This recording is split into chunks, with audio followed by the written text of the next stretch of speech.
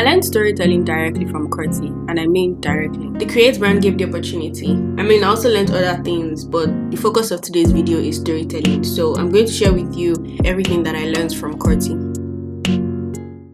According to Korty, a story is an expression of experiences and thoughts through any medium. Stories should make people imagine.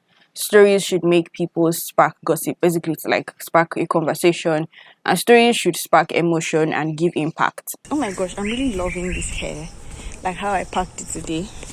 But yeah, that's my feet, you guys. I'm going to go and withdraw. I forgot to withdraw yesterday, you guys.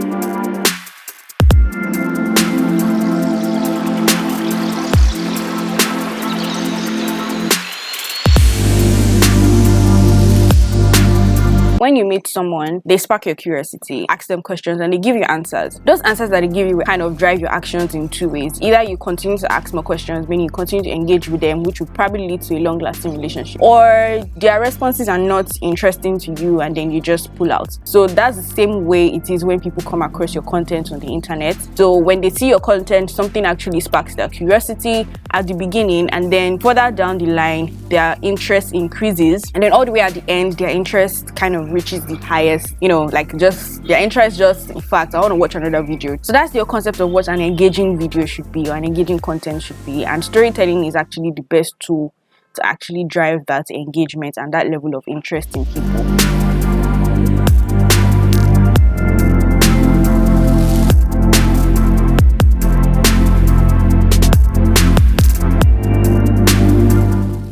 So that's basically the whole concept of storytelling and what Korty explained. And she kind of explained using obviously a YouTube video because that was what she is used to.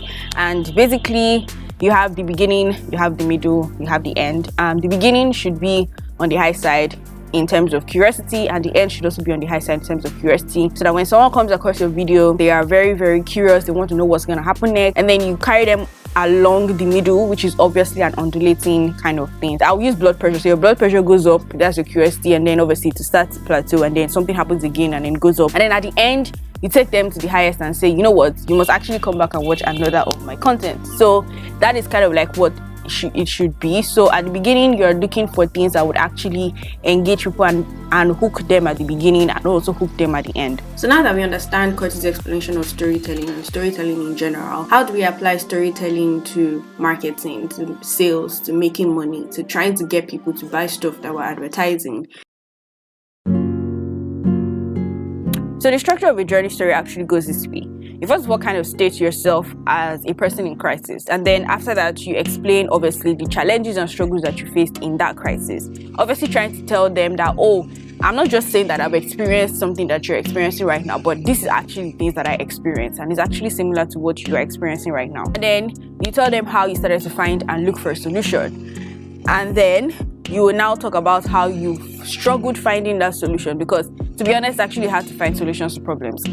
So you also have to establish that as well, and then let them know that you were able to actually find this solution that actually worked splendid, and you explain how it actually worked for you, what benefits you got from it, so that they can actually see the futuristic state of themselves in you. Now that is a story actually in the actual sense, but then you're kind of actually getting them to relate with you so that you can then say that, okay, you can experience the same thing that I've experienced, but you're gonna have to pay a little bit amount of money. And at that time, they're obviously not thinking about the money, they're thinking about how they can actually solve their problem, especially if the delivery of your story is actually very engaging as well, not just the storyline, because obviously what they're watching and what they're seeing has to be engaging as well. This one is a bit different, and I'm just going to be practical with this because I actually saw an ad recently, and that ad actually hooked me. So this guy was obviously sitting on a chair in his living room, and obviously he had clear audio, lighting was good and everything, and he started to explain how he was obviously doing NYC, he was getting the NYC pay, which was obviously around 30k, and then after NYC he got a job that was paying him 50k every month. Around that time he was like, you know what, why can't I get 100k, why can't I get 200k every month? So let me look for something else that I can do. And then he stumbled over online marketing. He decided to like delve into it and practice and all, and basically after all his learning and research and like figuring things out, he was able to actually make his first 100k in less than 1 week. That was like double of what he was earning in a month. And then after that, obviously he quit his job and then started to do this more often. And then he decided that, oh, I'm going to actually start selling online marketing, doing online marketing full time. And then obviously a month he has earned 500k, 2 months he has earned 600k, he has earned 1 million, normal stuff. And like he obviously explained how he was able to succeed in this new field. He now said that there are people like you also that are in this similar situation, right? So I'm going to actually help you to do that. I'm going to coach you in doing that, share with you my processes so that you can also do the same, and then you can also be an online marketer. And then that was how he pitched and said that he has a training course that you can take. Now that's an origin story, because obviously it's a story sharing of how he started into a new career. It's telling you, oh, this was how he started, which is his origin, and where he got to based off of this new skill that he found. Why? I don't know. That distract you now.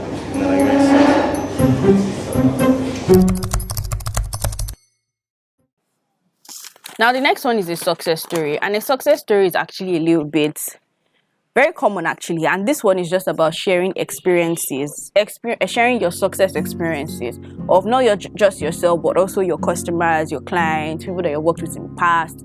Just saying that, oh, this is actually what this person experienced when they used my product. Not even saying what the problem they faced was, nothing like that. Just like, oh, this person stumbled over my product and this is what the person said. A customer can actually do a video and just say, wow, you guys, I found this product was very, very good. It made me do this, made me feel this way, it made me experience this, and it was very lovely. I liked this, you try it too.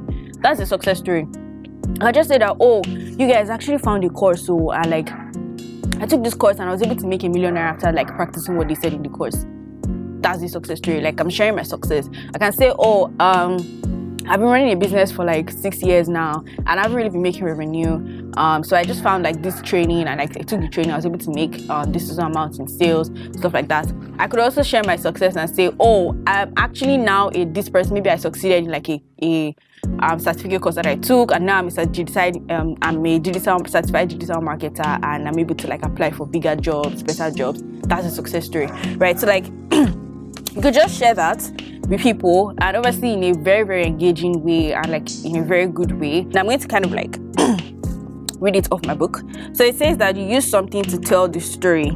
Basically, for example, using a dog as a character to narrate or explain or justify what you want to communicate. So basically, you're kind of creating a fake character and saying that, oh yeah, this is a very good example. So in my branding agency, we actually do like fake client projects, and we actually post these fake client projects as actual client projects when like people don't know. So like this particular one, we actually did a full brand identity for. It's called Pure Expression. It's not a real client, it's a fake client, and we actually went all the way to social media, packaging, website development. Like, it was actually a full-on project, but it wasn't.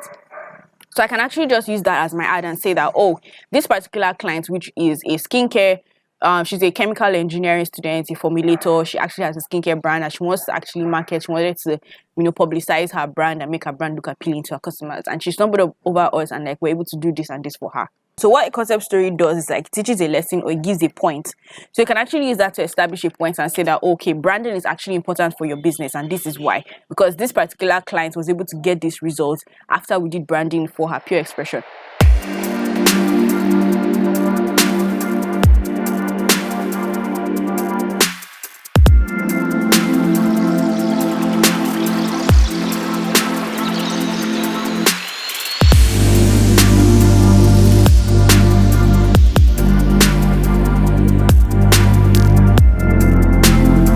Now, the other things that comes to storytelling, right? Like your mindset, how you think as a storyteller.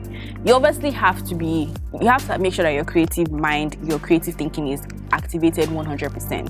Now, a lot of people don't have that, honestly. I really don't know how you can do that, except maybe like try to just think outside the box purposely. But there's the people that just naturally think of great ideas. Things just naturally pop up in their head, and like they have a lot of books where they write. So I can say me, for example, I have a lot of books where I write like a lot of things. So you just want to be conscious of it and say that, okay, if I'm actually going to create content, right, how is the content going to go in terms of the storyline? What is the focus of that storyline? What is that one thing that people know that is juicy, that I can actually draw my story around and put other things aside, like along with it, just like carry people and engage people.